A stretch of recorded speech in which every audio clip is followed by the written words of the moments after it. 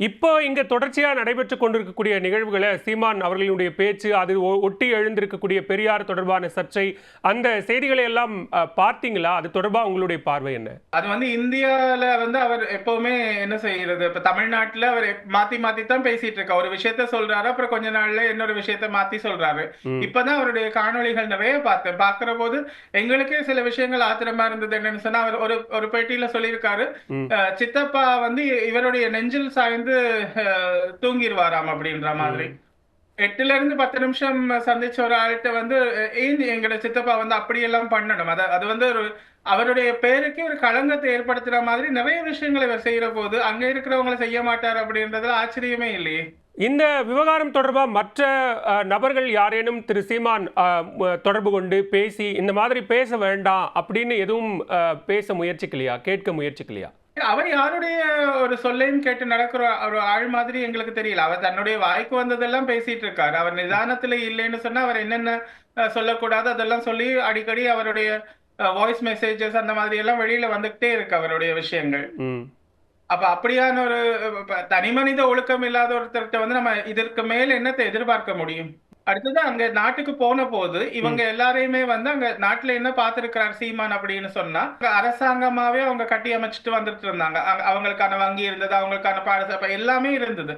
அது எல்லாத்தையுமே பார்த்த பொழுது இன்னொரு ஆச்சரியமான விஷயமும் இவருக்கு அங்க பார்த்திருக்கிறார். என்னன்னு சொன்னா, அங்க பிச்சைக்காரரே இல்ல அவங்களுடைய கட்டுப்பாட்டுல இருந்த போது. அந்த நேரத்துல இதெல்லாத்தையும் பார்த்துட்டு இது எங்க இருந்து பணம் வருது, புலம்பெயர் தமிழ் மக்கள்கிட்ட இருந்து வருது அப்படின்ற மாதிரி எல்லாம் இவர் எல்லாத்தையும் பார்த்துட்டு வந்துதான் அவர் பிளான் பண்ணி இப்படி ஒரு கட்சியை ஆரம்பிச்சு இதுக்கு புலம்பெயர் தமிழ் மக்கள்கிட்ட இருந்து திரள் நிதி சேகரிச்சு அப்படி நடத்திட்டு இருக்காரு அப்படின்றத என்னுடைய பார்வையில பாக்குறேன். ரெண்டாவது, அவருக்கான நிதி எப்படி இவங்க செய்யறாங்கன்னு சொன்னா, 2009 காலகட்டத்தில இருந்தே ஸ்ரீமாமா அருணாண்டின்னு சொல்லிட்டு சித்தியுடைய அக்காவும் அண்ணாவும் இவங்களுக்காக எல்லா இடத்துலயும் பிரச்சாரம் செய்து கட்சி அங்க இவங்களுக்கு எலெக்ஷன் அப்படின்னு வர்ற போது ஒவ்வொரு கேண்டிடேட் இருக்காங்க இல்லையா, அவங்கள ஒருத்தருக்கு அறிமுகப்படுத்துவாங்க. அந்த புலம்பெயர் வாழ் அந்த குடும்பம் என்ன செய்யும்னு சொன்னா, அவங்களுக்கு தேவையான தேர்தல் நிதியை அவங்க கொடுப்பாங்க. அப்படி கொடுக்கிற போது அது சீமானிட்ட போய் அந்த திரள் நிதியா அவர் சேர்த்துட்டே இருக்காரு. அத எங்களை வச்சு அவர் பணம் பார்த்துட்டு இருக்கிறாரே ஒழிய அவர் எங்களுக்காக எதுவும் செய்யவும் முடியாது. அவர் நான் நினைக்கிறேன் 2 தடவை தான் அங்க இருக்கிற அகதி முகாமுக்கே போயிருக்காருன்னு சொல்லி சொன்னாங்க. அவ்வளவுதான். அவர் வென்றால் கூட எங்களுக்கு ஒண்ணும் செய்ய போறது இல்லை. ஆனா ஏன் எங்களுக்கு நாம் தமிழர் கட்சியோட கிளைகள் இந்த புலம்பெயர் இங்க எங்களுக்கெல்லாம் இருக்குன்றது எனக்கு தெரியல. அதுக்கப்புறம் பாத்தீங்கன்னு சொன்னா, இந்த மோசடி பெண் அந்த விஷயம் வந்தது தானே. அப்ப அருணாண்டி அவங்க அந்த மோசடி கும்பலோட சேர்ந்து ஒரு புத்தக வெளியீடு, காசி ஆனந்தனுடைய புத்தக வெளியீடோட செய்திருந்தாங்க. அத முதல் பிரதியை வாங்குறது நாம் தமிழர் கட்சி டென்மார்க் பொறுப்பாளர் சேகரன் கந்தசாமி அப்படின்றவர் தான் வாங்குறாரு. அதுல இருந்து பாக்குற போது இவங்க எல்லாமே ஒரு நெட்வொர்க்கா செயல்படுறாங்க. இவங்களுடைய நோக்கம் அந்த வெளிநாட்டுல உள்ள புலிகள் பேர்ல உள்ள சொத்துகள், அந்த திரள் நிதி, அதைத்தான் பேஸ் பண்ணி சீமானும் இயங்கிட்டு இருக்காரு அப்படின்றத என்னுடைய பார்வை. ஆனா இன்றளவும் நாம் தமிழர் கட்சிக்கோ அல்லது தனிப்பட்ட முறையில திரு சீமான் அவர்களுக்கோ வெளிநாடு வாழ் தமிழர்கள், புலம்பெயர் தமிழர்கள் தொடர்ந்து தங்களுடைய ஆதரவை கொடுப்பதோ அல்லது நீங்க சொல்ற மாதிரி நிதி உதவி கொடுப்பதோ அப்படிங்கறதோ தொடர்ந்து நடந்துகிட்டு தானே இருக்கு. தொடர்ந்து நடந்துட்டு இருக்கு. அவங்க என்ன செய்யறாங்க அப்படின்னு சொன்னா, இப்ப இவர் எங்களுக்கு தமிழம் வாங்கி தருவாரு அப்படின்னு சொல்லிட்டு நிறைய பேர் அப்படி ஒரு மாய வலைக்குள்ள சிக்கி இருக்காங்க. அவங்க நினைக்கிறாங்க இவர் தமிழ்நாட்டுல ஒருவேளை அதுக்கான வாய்ப்பு இல்லை, ஆனா ஒருவேளை அவர் ஜெயிச்சுட்டார் அப்படின்னு சொன்னா எங்களுக்கு தமிழீழத்தை பெற்று தருவார் அப்படின்னு சொல்லிட்டு நினைக்கிறாங்க. ஆனா இவர் அங்க செய்யற எந்த ஒரு வேலையும் பாக்குற போது இவர் அந்த நோக்கத்திலேயே அவர் இல்லை. அவருக்கு தேவை வெளிநாட்டில் உள்ள மக்களுடைய பணமே ஒழிய மற்றபடி நாங்க எப்படி போனாலும் அதை பத்தி கவலைப்படுற ஆள் மாதிரி அவர் தெரியல.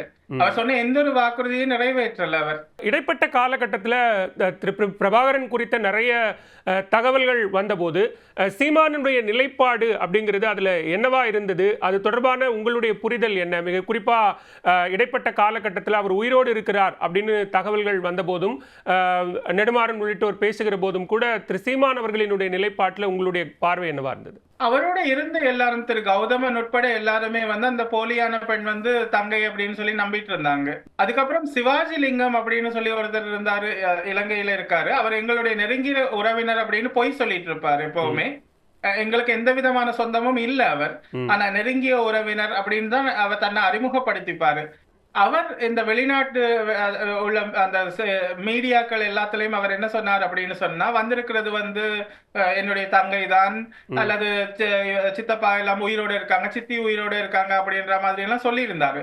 ம். சொல்லிட்டு அவர் இந்தியா வந்த பொழுது சீமானோட தங்கை இருந்துதான் கிளம்பினாரு. அப்ப சீமானுக்கு இதுல பங்கு இல்லைன்னு சொன்னா ஏன் சிவாஜிலிங்க, அதாவது மனிதாபிமானத்தோட அவர் ஒரு மருத்துவமனையில அனுமதிக்கப்பட்டிருக்கார், வைத்தியம் செய்தார்னு கூட வச்சுப்போமே. ம். ஆனா இப்படி தன்னுடைய அண்ணன் மேடையில ஏறி முழங்குறவர், தன்னுடைய அண்ணன் மேல சேருவாரி இறைச்ச சிவாஜிலிங்கத்தை ஒரு கேள்வி கூட கேட்காம அவருக்கான உதவிகளை செய்து அனுப்புறது அப்படின்றது.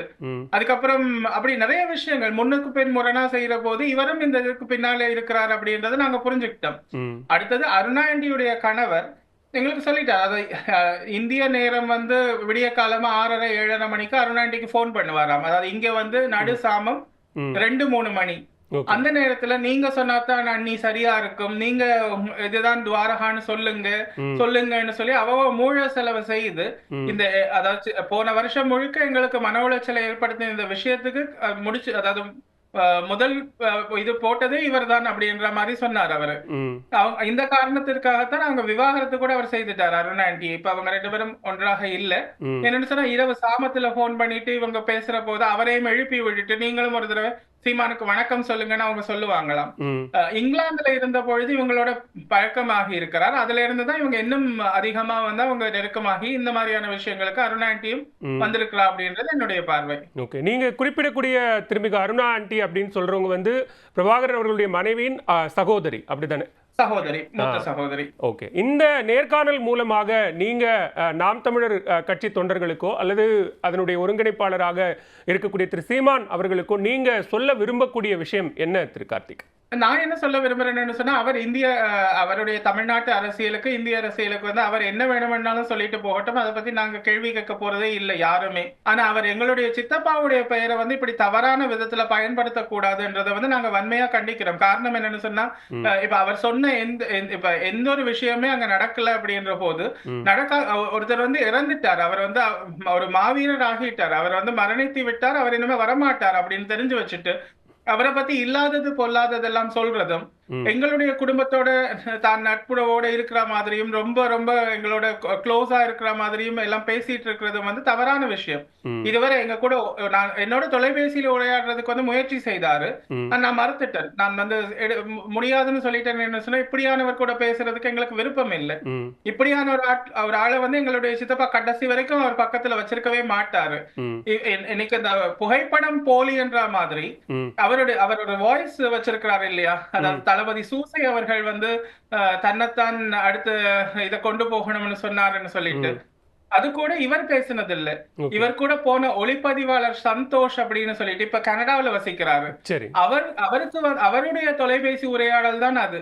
அதுல சொல்லப்பட்ட விஷயம் கூட என்னன்னு சொன்னா, போர் இறுதி கட்டத்துக்கு வந்துருச்சு, இனிமேல் எதுவுமே செய்ய முடியாது, மௌனிக்கப்பட போகுது, இனிமேல் நீங்க உங்களால முடிஞ்ச இதை செய்து எங்களுக்கான இதை செய்யுங்க அப்படின்னு சொல்லிட்டு இந்தியாவுல உள்ள அந்த நேரத்துல எங்களுக்கு நம்பிக்கையா இருந்த ஒரு நெடுமாறன் அங்கிள் அப்படி நிறைய பேர் இருந்தாங்க. அவங்க எல்லாருடைய பேரும் தான் நாங்க சொல்லப்பட்டது.